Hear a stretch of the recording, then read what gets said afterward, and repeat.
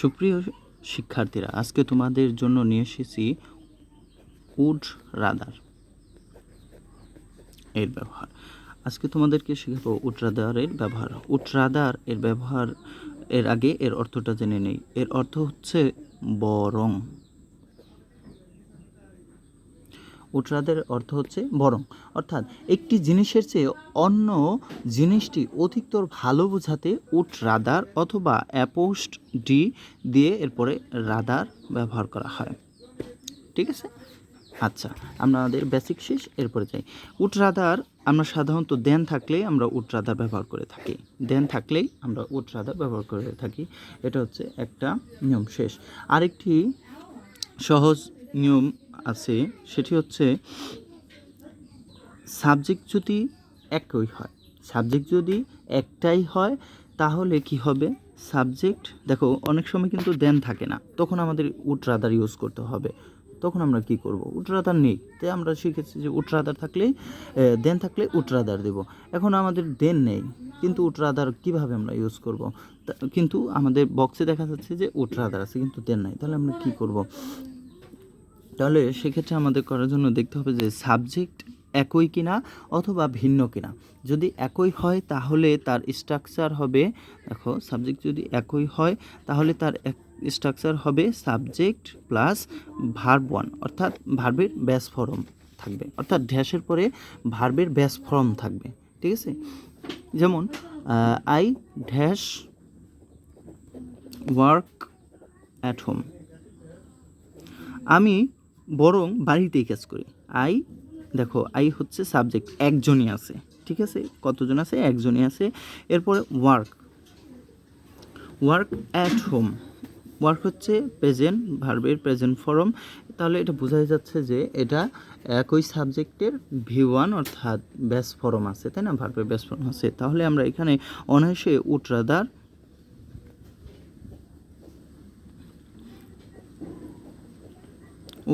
Use করে ফেলতে পারি। ঠিক আছে, এই গেল একটা নিয়ম।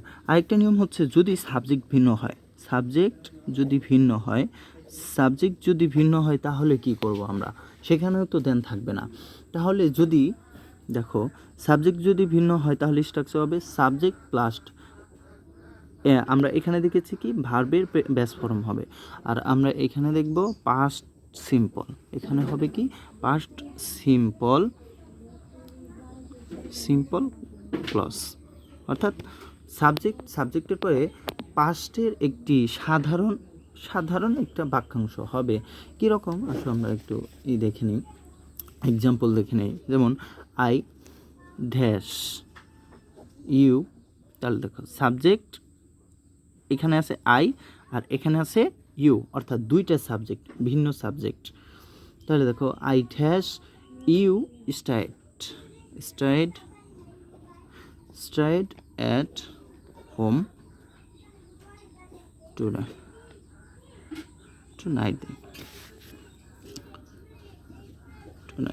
দেখো তাহলে I dash you stayed at home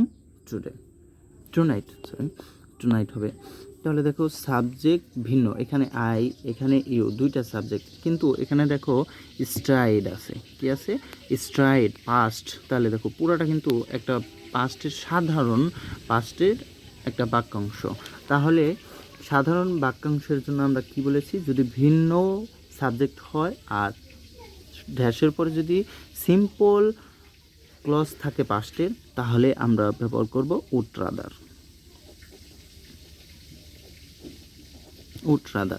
আমাদের এটা এখন হয়ে গেছে। এরপরে তুমি আরও এক্সাম্পল দেখতে পারো, সমস্যা নেই। তো আরও এক্সাম্পলের জন্য পেজটা চলে আসলাম খাতার। দেখি এখন আমরা আরেকটি তোমাদের কাজ দিতে পারি বা আমি সলভ করে দিই। দেখো ধরো একজনের নাম দিলাম রাকিব ড্যাশ প্লে দেন স্টাডি, এটা কি হবে, ভিন্ন নাকি একই সাবজেক্ট, এটা ফলো করতে। দেখো একই সাবজেক্ট, রাকিব কি করতেছে, প্লে দেন, এই যে আমরা বলছিলাম যে দেন থাকলে আমরা উড রাদার বসিয়ে দেব। উড রাধা, একদম সোজা। ঠিক আছে, যখন থাকবে না তখন ওই দুইটা নিয়ম, সাবজেক্ট একটা নাকি দুটো এটা দেখতে হবে। ঠিক আছে, আর যদি দেন থাকে তাহলে চোখ বন্ধ করে উড রাধা দিয়ে দিলেই কিন্তু হয়ে যাবে, সমস্যা নেই। এরপরে আমরা আরেকটা যদি দেখি তাহলে কি দিতে পারি, আচ্ছা আমরা রাকিব দিয়ে দেখি। Rakib dash you finished the work very soon. Very soon, দেখো রাকিব ইউ কাকে বোঝাচ্ছে, রাকিবকেই কিন্তু বোঝাচ্ছে।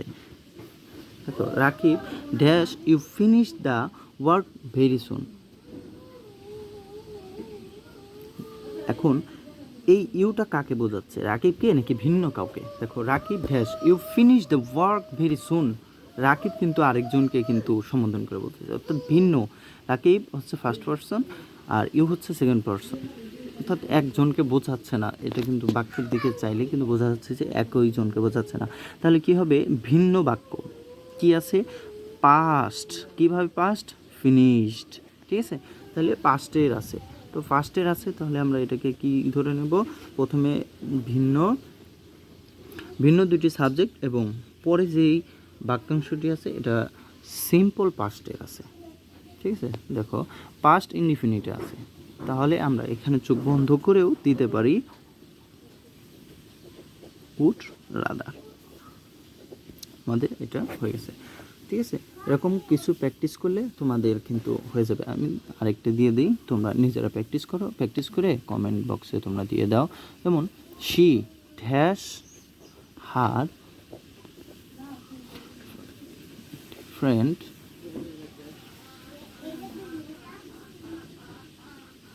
sang a song on the stage. তো দেখো she dash her friend sang a song on the stage। তাহলে তোমরা এটা কমেন্ট বক্সে তোমরা কমেন্ট করে দিতে পারো। এরপরে যদি তোমাদের কোনো সমস্যা থাকে তাহলে তোমরা কমেন্ট করতে পারো, আমি ইনশাআল্লাহ তোমাদেরকে সমাধান করার চেষ্টা করব, এবং প্রশ্ন থাকলেও তোমরা কমেন্টও করতে পারো।